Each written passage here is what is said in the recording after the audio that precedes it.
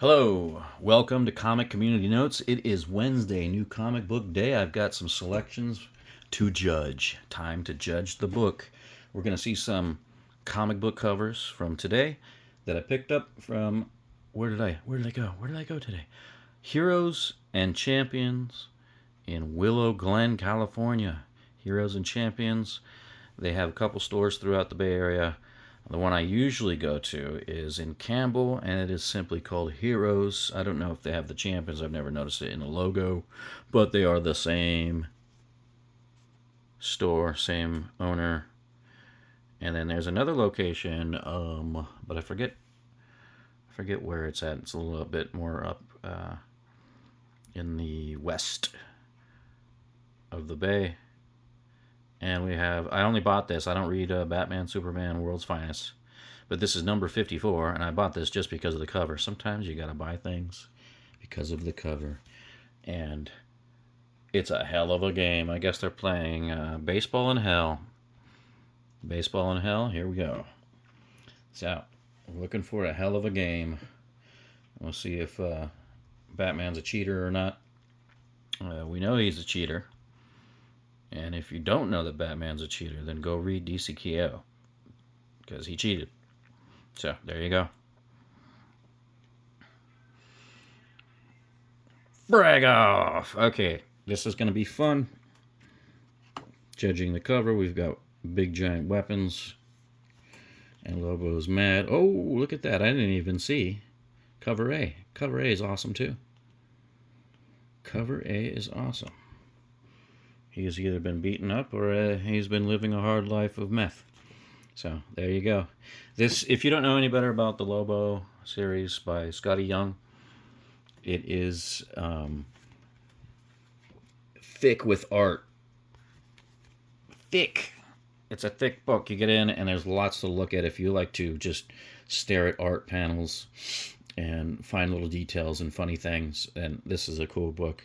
This is one of my goofy palette cleansers. I gotta find out who it was. I'm ripping that off from another content creator. He described Dork as a palette cleanser. This is the palette cleanser. So there you go. I'm expecting it's going to be a fun time. All right, we got him in our sights. I was worried that the series was canceled already after 5 because I was picking this up at the same time as The Fear of Firestorm, so there must have been a delay. And let's check out cover A. And more of a kind of a, looks like a watercolor almost type approach. See if we can zoom in here. Cover by Carmine D. Giancomenico. I never heard of that one before, but that's a cool cover too. So we've got Deathstroke in our sights here. I'm expecting that we are going to get a good focus on him in the book. He's kind of taken a backseat a little bit to some of these other characters that have come in to try to kill him, including his daughter. So there you go. There was 2 choices on this. They both sucked. This looks like I'm going to play a PS2 or 3 game of Last Starfighter. It looks like kind of poorly created polygons. First book was great. This is a cool image. This gets me excited for the book. This does not. This looks like the book is over. The book is ruined. I hope I'm completely wrong about that. The first book was awesome, but I'm afraid that maybe I was just coasting on nostalgia fumes. And as soon as those fumes dry up, then we're not going to like The Last Starfighter in its comic book form anymore. I hope I'm totally wrong. Issue 1 was great. Okay, one of the few absolute titles that I actually pick up and read, Absolute Flash. I can't tell you why, but I like it. I don't pick up regular Flash, but I pick up Absolute Flash. I like it. It's not a goofy book. It's been a very solid storyline all the way through. And so to judge this book by its cover, this book has me worried. This book has me thinking that, well, that he's going to get his butt kicked. And so we'll see what kind of conflicts in the book or not. You know how sometimes the covers will fake you out. And so we all knew this guy was coming. It shouldn't be a mystery that Absolute Solomon Grundy is showing up in Green Arrow number 4. Monsters on covers are cool. They don't always, get me excited. But